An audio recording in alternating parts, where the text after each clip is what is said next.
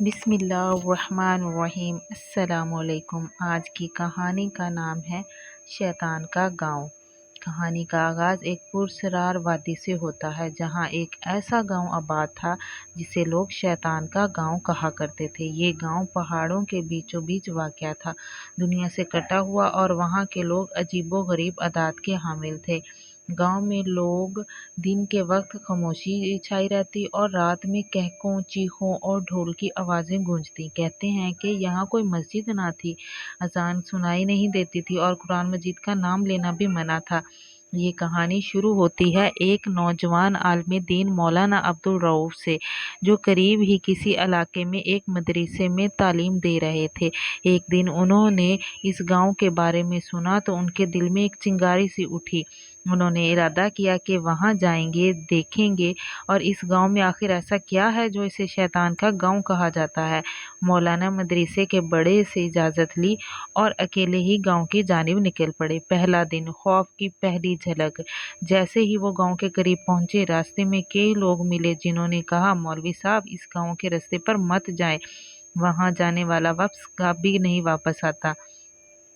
لیکن مولا عبدالرؤف کی نیت خالص تھی، وہ ڈرتے نہیں تھے۔ وہ کہہ رہے تھے کہ اگر ایک بندہ اللہ کے نام پر چل پڑا ہے تو شیطان بھی اس کا کوئی نقصان نہیں پہنچا سکتا۔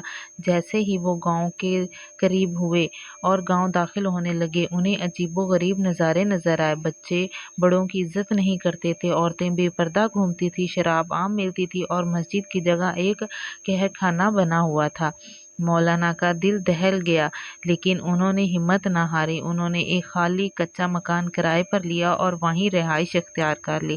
دوسرے دن، دعوت کا آغاز۔ اگلے دن صبح وہاں کے چوراہے پر کھڑے ہو گئے اور لوگوں کو اللہ کی طرف بلانے لگے۔ اے لوگو، اللہ کی طرف آ جاؤ، شیطان کے راستے چھوڑ دو، قرآن کی طرف پلٹو، یہی فلاح ہے۔ لوگوں نے ان پر ہنسنا شروع کر دیا۔ کچھ نے تو پتھر مارے اور کچھ نے کہا، تیری بات یہاں کوئی نہیں سننے والا مولوی، یہاں شیطانوں کا راج ہے۔ مولانا یہاں روز آتے، بات کرتے، زخم کھاتے، لیکن رکنے کا نام نہ لیتے۔ تیسرا دن، ایک نئی امید۔ اسی گاؤں میں ایک لڑکی تھی جس کا نام فائزہ تھا۔ وہ جوان تھی لیکن اس کے دل میں عجیب سی بے چینی رکھتی تھی۔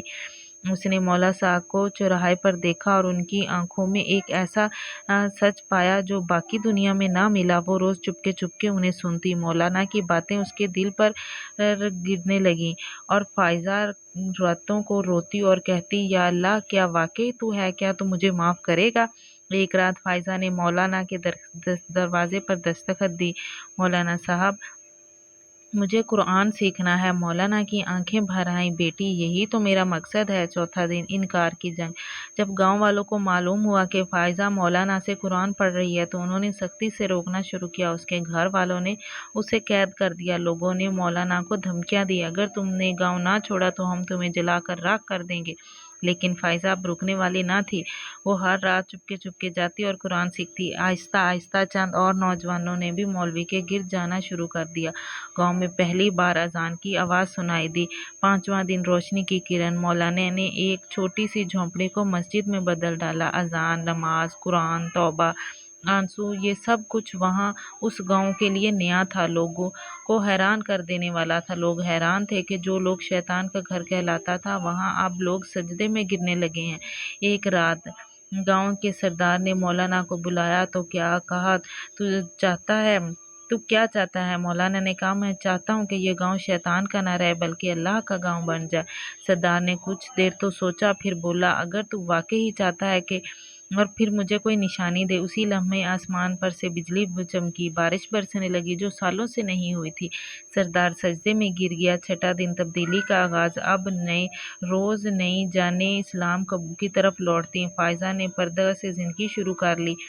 سردار نے مسجد کی بنیاد خود رکھی اور وہ کہا خانہ اب مدرسے میں بدل چکا تھا۔ ساتویں دن، شیطان کی شکست۔ ایک رات مولانا نے خواب میں دیکھا کہ ایک سیاہ دار سایہ روتا ہوا کہہ رہا تھا، مولوی، تو نے میرا گاؤں مجھ سے چھین لیا۔ مولانا نے کہا، یہ اب اللہ کا گاؤں ہے۔ آج وہ گاؤں نور پور کہلاتا ہے۔ وہاں قرآن کی صدائیں گونجتی ہیں، بچے قرآن حافظ بنے ہوئے ہیں۔ وہاں دور دور تک سے دیکھنے والے لوگ آتے ہیں کہ جو کبھی شیطان کا راج ہوا کرتا تھا اب اللہ کی رحمت کا سایہ ہے۔ اگر آپ کو میری یہ سٹوری پسند آئی ہے تو پلیز لائک